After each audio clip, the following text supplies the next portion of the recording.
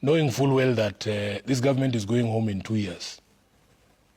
I can just wait to establish a government of the people in 2027, and I'm sure the people of Kenya will give us all those positions in a few years' time, Yvonne. You know, you cannot offer me anything because I've seen the future.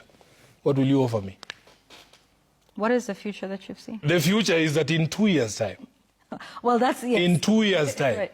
Ladies and gentlemen, in not just 1, 2, or 3 occasions, but very many of them, Edwin Sifuna has always been criticizing the government, which appears to be either it is Raila speaking or it is Edwin Sifuna's mind.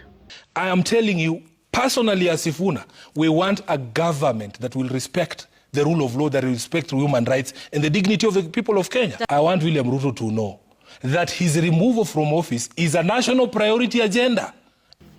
Now, Edwin Sifuna is not just a common man. This is the Secretary General for the ODM party, in that whenever he speaks, the ODM party has spoken. Now, on this particular video, I want to assume that now Edwin Sifuna probably is speaking his independent mind. He's not coerced by anybody, or it's not Raila Amolo Odinga pushing him to do so. I want to do a video here on why Edwin Sifuna is not dismissed despite speaking the way he does in various platforms, especially on the media. And I'm doing this video because it is not normal for Edwin Sifuna to declare that William Ruto will go home in 2027 and even go ahead to declare that he does not recognize the broad-based government, and then put it on social media, mainstream medias, that the major priority of Kenyans it is to take William Ruto home. And the same Edwin Sifuna is the Secretary General of the ODM party and is working with Raila Amolo Odinga, who has signed a deal with President William Ruto. It's not normal. So therefore, I want to take you through step by step on some of the reasons as to why I feel that Edwin Sifuna cannot be dismissed or is yet to be dismissed by the ODM party. But before I take you through, if this is the first time you're watching my videos at Mukwa Times, ladies and gentlemen, kindly feel free to subscribe, like and comment, because that is the best support you can always give this channel. For those who want to support the channel, my number is always available here. You can always do so anytime. Let me dive into this topic without much wasting of time. Ladies and gentlemen, which are these factors that are preventing ODM from dismissing Edwin Sifuna? Number 1, it's the Western Kenya factor. Mimi kama mtoto wa pasta, baba, sisi jamii ya Mulembe tunasimama na kijana wetu Bwana Sifuna, Edwin Sifuna, 100%. 100%. Na yule atathubutu kutoa ODM Secretary General huyu ataona chamchama kule. Hatutabembelezana hapo. Hii chama ya ODM lazima kila jamii iwe ndani. Tunaelewana hapo? Now, as we speak today, the darling of the Western people is Edwin Sifuna. In fact, George Natembeya is localized. Despite that we know him nationally, but he mostly operates in Western Kenya. Edwin Sifuna is based in Nairobi. Whenever he speaks, the entire country listens to him. Everyone is following what he's saying. So if Edwin Sifuna is touched, and is just a young man from the Luya region, growing politically with a very bright future, is touched, then the Luya community will feel that they are targeted, and that Raila Amolo Odinga does not want one of their own to rise.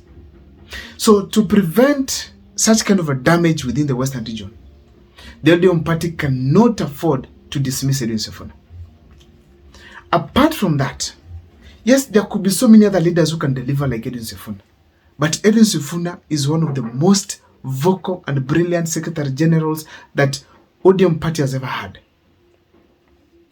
Ladies and gentlemen, the ODM party depends on members of parliament, senators, and even governors from the Luya region. So if you touch the region that gives you such kind of leaders who are elected, then you're likely to lose your popularity in that particular region, on which actually it's the one which Raila Amolo Odinga depends on a lot. That's number 1. Number 2, Edwin Sifuna is a young politician. He's hardly in 40. If you say he's in 40, then probably 40 or 41. Considering his age, is actually a motivation to most of the young leaders, or maybe young Kenyans, or even the youth of this country, who are aspiring to become leaders at various capacities. Therefore, if he's touched, it is also a message to the youth that it doesn't matter who you are, so long as you say the right thing, but it is against the government or maybe your leaders, you're kicked out. So in such a scenario, the youth will develop a negative attitude towards Raila Amolo Odinga and his ODM party, and ODM party will lose popularity very fast. Another thing that I have to say here, ladies and gentlemen, Edwin Sifuna, whatever he says, I think strongly that he has learned that he has to say something that is right to the people of Kenya, the common mwananchi. And whenever he projects himself as one of the fighters for the well-being of the common mwananchi, he has the support of the common mwananchi. So the thinking that he brings on board when he makes arguments, it is right. And therefore, it is very difficult to punish someone for saying the truth. Also, there are some genuine supporters of Edwin Sifuna, some of them from even the government side, UDA, others from the opposition side, others from the broad-based government, who feel that Edwin Sifuna is saying the right thing. Such kind of a group will feel disappointed or maybe get discouraged by some people within ODM party if they dismiss Edwin Sifuna. Ladies and gentlemen, another thing that I have to say here, it is simply to destabilize ODM. If you touch Sifuna, you're destabilizing the ODM party. Why? Ever since they actually released some experts, allegedly, to government who are occupying top posts within the ODM party, there's some form of instability that has been witnessed. So if you touch the Secretary General, the only standing pillar of the ODM party, then you are destabilizing the ODM party completely. It will not be easy to reach where Edwin Sifuna has reached with the party. So therefore, to ensure the party is stable, Raila Amolo Odinga cannot allow every pillar to be shaken or maybe get eliminated. It cannot work. The party will sink and sink seriously, because there are people who subscribe to the ODM party as we speak today because of the sentiments that Edwin Sifuna makes in each and every day. Another thing that I have to say here is Raila Amolo Odinga's image. Raila Amolo Odinga does not want to paint his image negative further than what he has done right now. Joining William Ruto was a bad thing. Now, dismissing Edwin Sifuna will completely destroy him. Why? It will look like he does not support the rising youth. Second, he does not want the right thinking Kenyans around him. Thirdly, it will be a sign of selfishness, like he wants to eat in government. And anyone who paints the government, the picture of the government negative, he will get punished. So the fact remains that Raila Amolo Odinga is keen on ensuring that it does not appear to be selfish. Also, if Edwin Sifuna is released today by the ODM party, the opposition is also waiting for him. And if the opposition has someone like Edwin Sifuna on board, assume Rigathi Gachagua, they give him the DCP senatorial ticket in Nairobi. What do you expect? Very early in the morning, he has become the senator of Nairobi. Edwin Sifuna will be so instrumental to the opposition that the ODM party cannot imagine releasing him to the opposition. Ladies and gentlemen, last but not least, as we speak today, if there's somebody that the ODM party believes they can be able to win a big seat in Nairobi right now, it is Edwin Sifuna. Because Edwin Sifuna has already created a relationship of actual relationship with the Nairobi people by being the super senator, fighting for the common mwananchi, showing the brightness in him.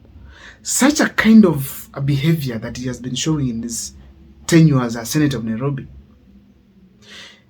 it gives him almost 60% probability of him to win the senatorial seat come 2027. Even his opponent, he must be very careful. So therefore, it is not logical for the ODM party to assume such kind of a name and decide literally to get rid of him. ODM will be sure that they will lack a senator, a governor, or even an MP in Nairobi because of such kind of a move. Lastly, for the 2027 campaigns, such a kind of a figure of Edwin Sifuna is needed in their team. vocal, able to talk to people, able to be listened to. If they get rid of him, they're done. It will be a mistake like the one Rigathi Gachagua being kicked out of government by William Ruto. Very dangerous. Ladies and gentlemen, that's my take. I don't know what you think, but the comment section can share with us on what you think about Edwin Sifuna's state.